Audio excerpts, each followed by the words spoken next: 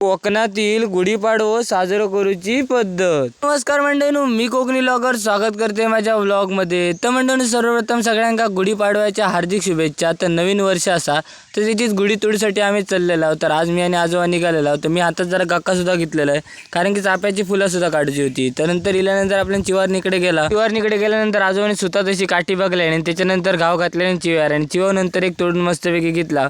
तर हीच आपली असलेली आता गुढीपाडव्याची काठी। तर आजोबाने त्याच्यानंतर ती काठी बेनूची लागतात, तर ती काठी बेनूक वगैरे घेतल्याने आणि तीच काठी बेनीपर्यंत तुम्ही म्हटलं काय करतलं, तर आपल्याकडनं चाफ्याची फुलं काढायची होती, त्याच्यासाठी गक्का आणलेली होती।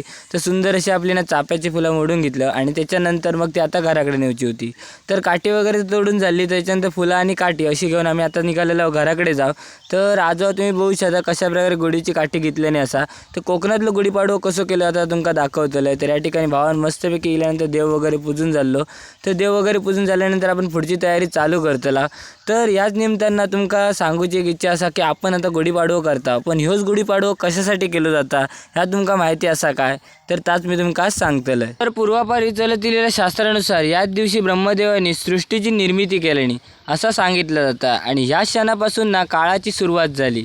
त्याचबरोबर ब्रह्मदेवाने ना याच दिवशी ना वेळेची विभाजन करून 12 महिने तयार केल्याने आणि त्यानुसार ना मानवा कालगणनेचं महत्त्व समजून दिल्याने याचमुळे हिंदू वर्षाची नववर्षाची गुढी या दिवशी उभारली जातात। आणि त्याचबरोबर ना याच दिवशी ना रामांना रावणाचा वध करून सीतेक ना 14 वर्षाचा तब्बल वनवास संपून अयोध्येमध्ये आणल्या आणि ह्योच ना आनंदाचा आणि विजयाचा उत्सव साजरा करूसाठी गुढी उभारले गेले आणि तेव्हापासूनच गुढी ना उभारूची परंपरा चालू झाली। तर अशा प्रकारे काही रूढी आणि चाली परंपरा असत। रूढी आणि चाली परंपरा इले म्हणजे आपलं कोकण इलो आणि कोकण इलो म्हणजे निसर्ग। तर ही संपूर्ण निसर्गाशी निर्मित असा। तर आपल्या एकदम चाली परंपरेनुसार चलत इल्याप्रमाणे आजोबांनी गुढी वगैरे पुजूक घेतल्याने तर त्या ठिकाणी पिंजर आणि हळद वगैरे लावून घेतल्याने त्याच्यानंतर ना सुंदर असं केलेलं असं तर चाफ्याचा हार वगैरे घातल्याने आणि त्या ठिकाणी पूजा वगैरे संपन्न केल्याने तर ही सर्व पूजा झाल्यानंतर आपल्याकडे धूप वगैरे ओवाळायची पद्धत असं तर धूप वगैरे मस्तपैकी ओवाळून घेतल्याने आणि त्याच्यानंतर आपल्या भाषेक देवा गाराणा केल्याने तर नवीन वर्ष सगळ्यांना सुख आणि समृद्धीचा जाओ।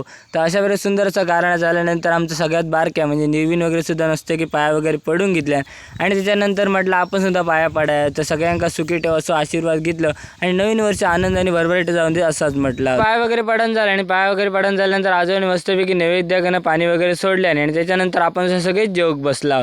तर संपूर्ण गुढीपाडव्याचा व्लॉग आणि चालीरीती परंपरा आणि या सगळा कसा वाटला कमेंट करून नक्की सांगा। व्लॉग आवडला असत ना तर लाईक शेअर आणि फॉलो करूक विसरा नको।